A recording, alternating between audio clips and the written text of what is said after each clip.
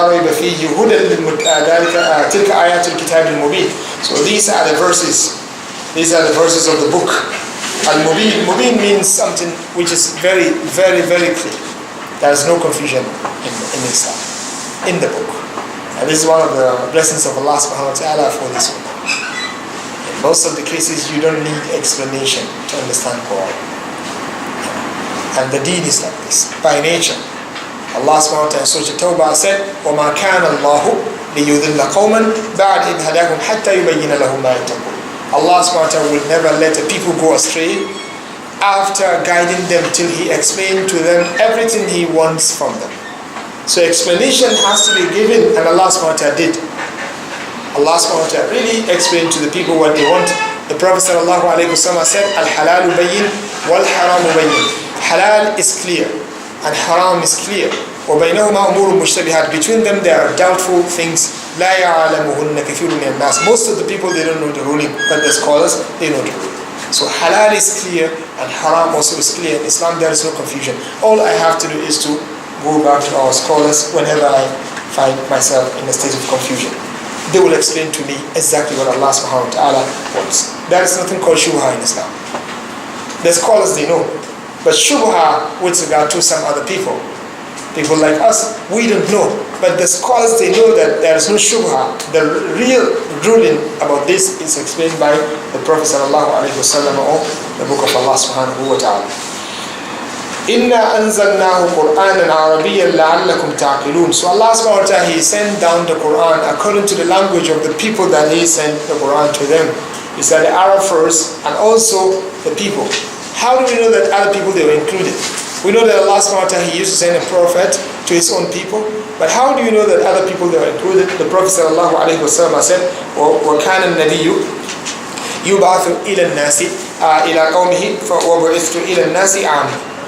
The Prophet sallallahu alayhi wa sallam said, normally Allah subhanahu wa ta'ala, He used to send a prophet to His own people, but Allah subhanahu wa ta'ala sent me to all the human beings. That's one. And for the Quran also, to be applicable to everyone till the day of judgment, we can use the verse that is found in Surah Al-An'am. Allah subhanahu wa ta'ala said, لِأُنذِرَ بِهِ وَمَنْ بَلَغَ. This Quran is given to you. Say to them, this Quran is given to me, O Muhammad, so that I can warn the people that are with me at that moment, and whoever is going to receive Quran till the day of judgment. وَمَنْ بَلَغَ. This is one of the most concise and accurate words that includes everyone that is going to exist till the day of judgment. It means whoever is to receive Quran is hujjah on him. He has to take Quran and use it.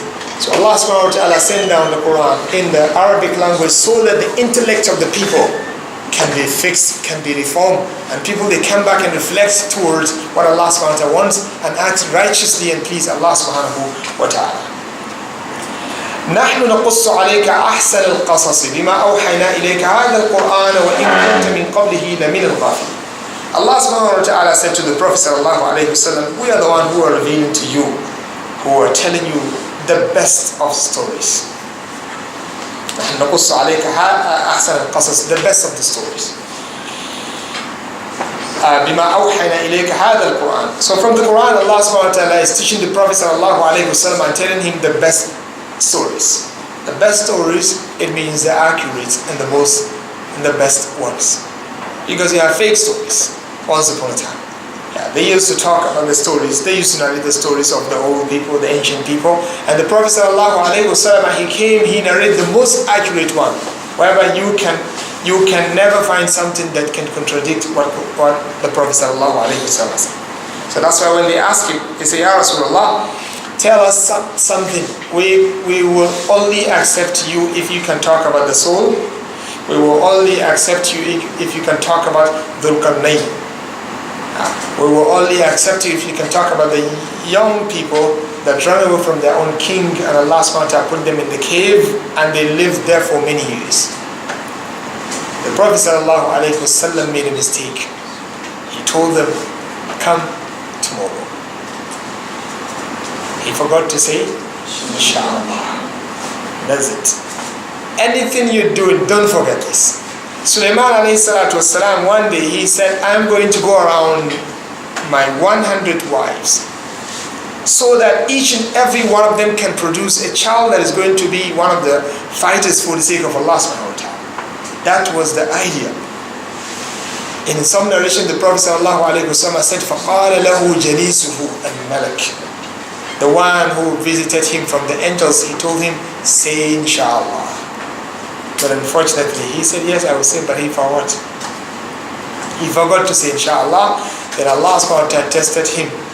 None of them was able to bring the child except one, and she produced just part of human being, a leg or a thigh. So when he saw this, he quickly repented to Allah subhanahu wa ta'ala. Because of this, Allah subhanahu wa ta'ala, he replaced all of those things that he was looking for with something stronger than that. You're looking for power, you're looking for soldiers, for army to fight for the sake of Allah. We will give you more than this. What Allah subhanahu wa ta'ala gave him? He gave him wind, stronger than human beings in terms of moving, faster than we can do.